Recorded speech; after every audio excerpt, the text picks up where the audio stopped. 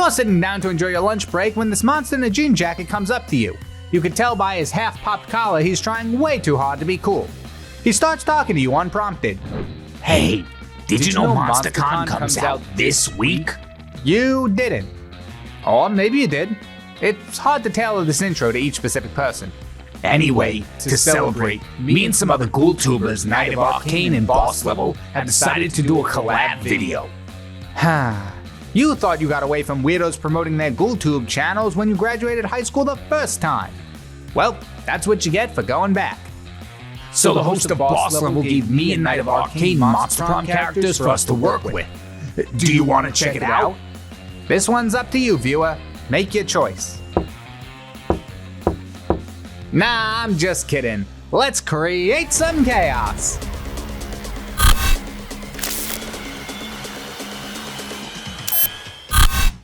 Starting off, we have Nate's suggestion of Zoe. I don't think she actually has a last name. So, we're starting off with Zoe, our lovable Eldritch fangirl. Going into this video with Night, I knew I wanted to turn the characters suggested by the other boss level host, whatever they may be, into some sort of house pets or animals overall. However, that's about all I prepared for, because once I started drawing, I really struggled with how I was going to execute each drawing, if that made sense. I knew for sure that Zoe was going to be a cat of some sort, since throughout the games, and especially in Monster Road Trip, she's obsessed with this orange lasagna-loving cat that I'm pretty sure doesn't have a name. Really esoteric reference. I don't fully understand it. I just know it's some kind of lasagna-loving cat that references something in this world that I don't understand. But I wanted to fully embrace that idea and make Zoe a lasagna-loving cat of herself. And after that, I struggled for a bit trying to decide how to convey that. I had the idea to have her clinging to the edge of a table trying to reach for a tin of lasagna, if that's the correct measurement, but that felt lazy since most of Zoe's cat's body would be blocked off by the table, and to me it came across as, oh, you're trying to take shortcuts, which I didn't love. I also had the idea of doing a full page of Zoe Cat in different scenarios, kinda like things you would see floating around social media, which I realize now is the least helpful descriptive term I ever could have used. But with that idea, I didn't really know what other poses to draw Zoe Cat in. So I did a mixture of all these ideas I've had. First, I started off with a full body design of Zoe Cat, though the style that I used was looser, faster, rougher overall. This Daft Punk song is different than I remember. But then I decided to make a short little comic to go along with the design based on that original lasagna reaching idea that I had, which, as I mentioned, upped the workload of this video to, honestly, not that much longer than a normal video. I actually went through all three of the comics much faster than I actually thought it would take me. The comic itself only wound up taking 4 to 5 hours, which isn't too much longer than my average drawing time, which is, good for future projects. Now that I finished giving the full backstory of my mental process, let's talk about the actual art. In this piece, I really want... Hey! Get back here, I'm not done talking yet. For Zoe's cat design, I really didn't want to add any extra details or elements, and more so broke down Zoe's design from the games and came up with ways that each design element could transfer onto a cat's proportions, such as turning her whiskers and tails into tentacles, and giving her a yellow fur pattern down the middle of her body to mimic the sweater in the game. I'm also pretty sure I plan to put a face on that yellow fur like on the sweater, but I'm guessing I forgot because it's not in the final image. And as I mentioned, I tried a little bit of a different style, mostly sticking to harsher, cel-shaded lines for the shadows and off-white strokes for the highlights. But the biggest change was how I rendered the fur, using little marks on those shadow and highlight layers to give it that fur texture. For the most part, I like it, but I mostly kept it just to the yellow part, and I think if I did it throughout the whole body, it would look a little better. As for the comic itself, I did cheat a small bit by not having Zoe Cat's full body in all 3 of the frames, which did lessen the workload a little bit. But I absolutely love the middle frame the most, where she unhinges her jaw to bite at the dish, and how I didn't constrain it to the panel. I put it above the panel layers so it was bleeding into that first panel. But the only thing I would have done differently with this comic specifically is I would have taken it from vertical to horizontal to pay homage to the inspiration / source material of old Garfield comics that the lasagna loving cat in the game is based off of. So, I don't know if I told the 3 of you, but I told Knight that I was turning all your suggestions into pets. And I kind of did that. I got through Zoe, and then and then I really didn't know what I wanted to do. Like, I had very different ideas for poses. So I wound up just drawing little comics of each of the characters. So this is the one for Zoe. Damn. Oh, that's so cute. That's adorable. That's so cute. I really like the scary mouth where she unhinges her jaw. I really like Yeah, that one was fun to do. The tentacle hair, on the other hand, was a nightmare. Looks like it would be hard to draw. I've drawn Zoe before, so yeah, like normal Zoe. So yeah, it is kind of hard. But also I like how the pan is also eaten a little bit. Yeah, the pan's got a chunk taken out of it. I'm a chunk. Wow, that's generous. I'm noticing that all of her eyes are looking at it, that lasagna. Yeah. All of them. Very nice. Yeah, very nice. Very good. Yeah. If it was in a different perspective, I think that Kyle probably would have had like one of the arm mouths eating it too. Yeah, maybe. I don't know. This was like the first time I really drew comics in probably multiple years. So the fact that it looks like Zoe in all 3, I'm kind of proud of. It looks really good. Yeah, it's nice. Yeah. Consistency in comics is hard. You did a good job. Thank you. In place number 2 in this video, we have Tara's suggestion of Damian LeVay, which was probably the hardest of the 3 to draw. Not so much in concept, but in execution. When thinking of different pets or animals I can make Damian, I was leaning more towards a dog to play into the whole hellhound trope.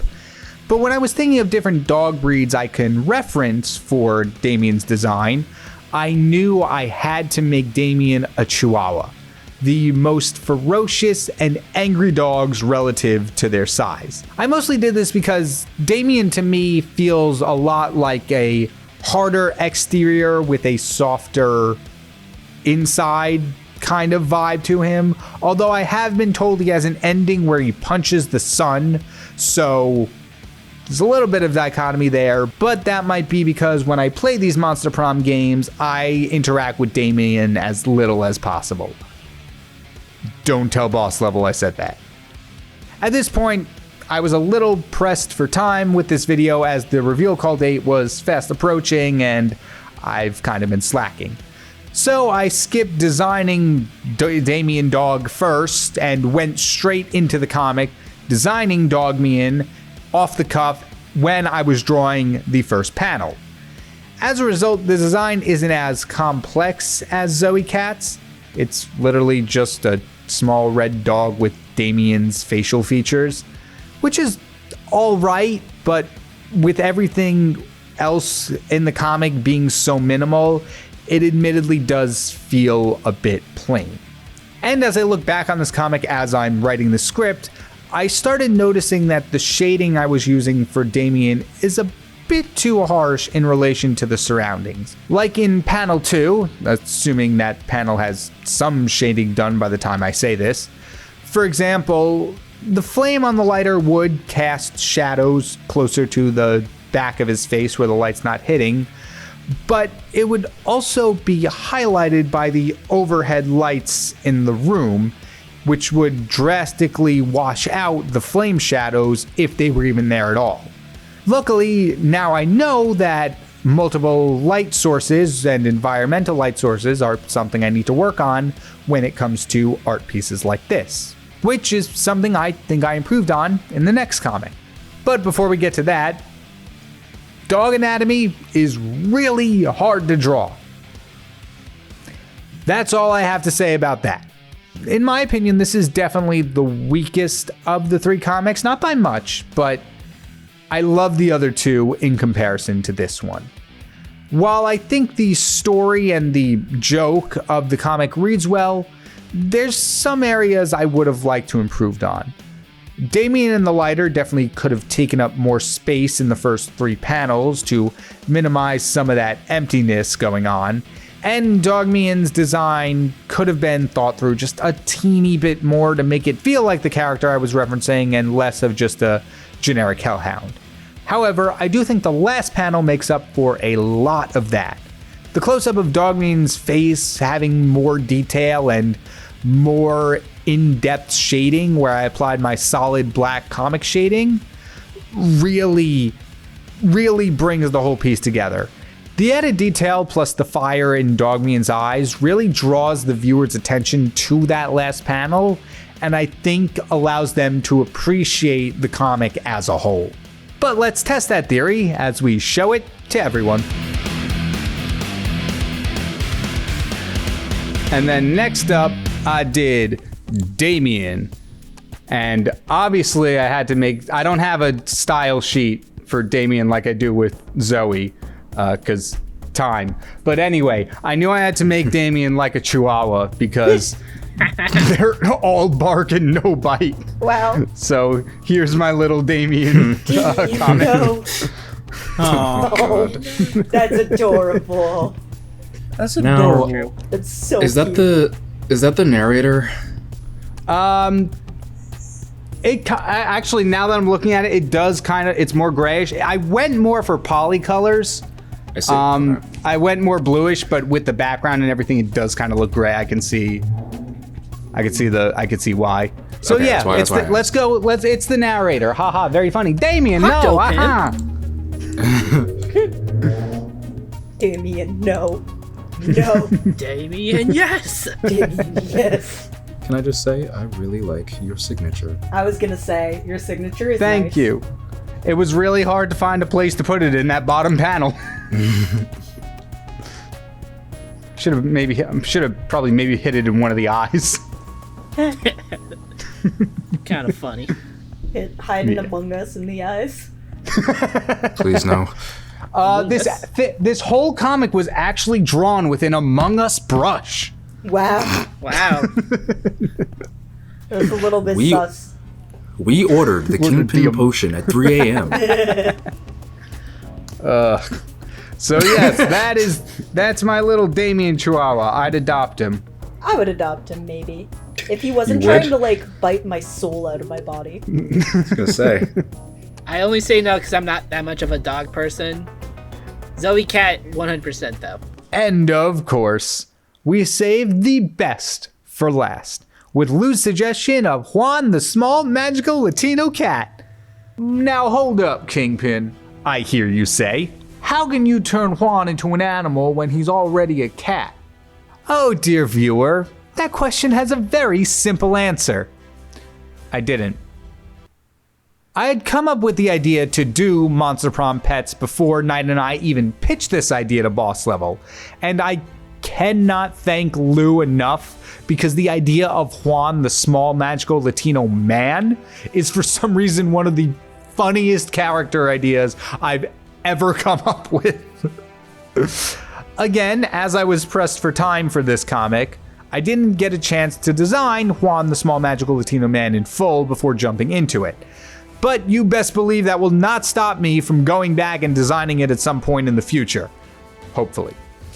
But with this comic, I knew I wanted to have that dichotomy of cat and man, and felt like some kind of role-playing game, the only one I'm really aware of being Dungeons & Dragons, would be the best way to convey this, where Juan in the real world rolls a really low number and it cost him a character in the game world.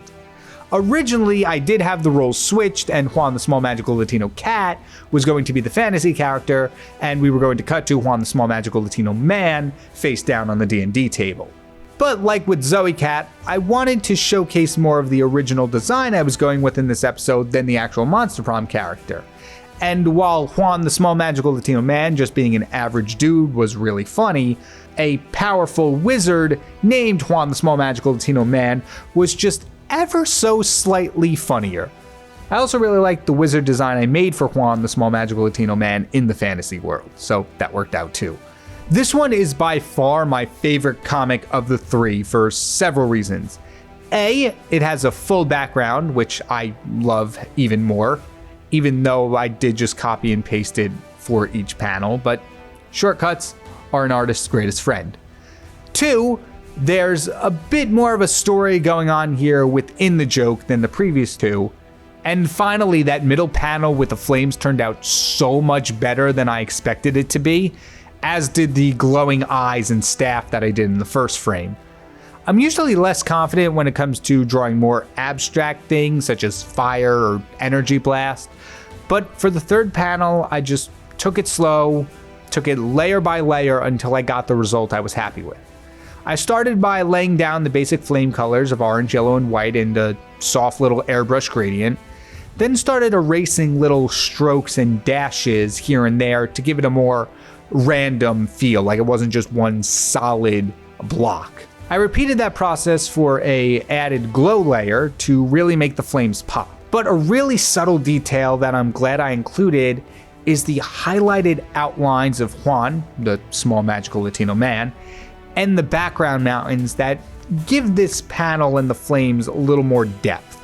Overall, this one feels like it could exist in a longer running comic with Juan, the Small Magical Latino Man, being an actual character. Though, now that I think about it, that may just speak to my current skill level at drawing animals. Oh well, we'll get there eventually. And finally, although I'm sure I could have just called the game Dungeons & Dragons without a problem, one of my favorite things to do is make parodies of pre-existing games, brands, or whatnot. So in this comic, the world-renowned tabletop fantasy RPG game is called 20D and Me. I also had the idea to go with Dungeons and Dragmen, which, based off the Pokemons that they keep referencing in the game, I believe would 100% be something actually mentioned in the games. Beautiful glitch. If you're looking for a writer or a voice actor, call me.